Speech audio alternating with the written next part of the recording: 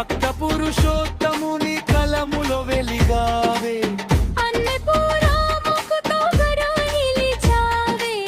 మా పిల్ల పాపలను దీవించవే, స్వాగత దేవతగా నిలుచుండవే.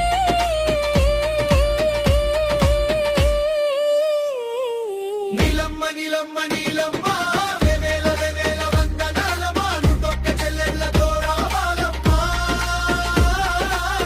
దిక్కుగా మీరంతా నీలవాలమ్మా.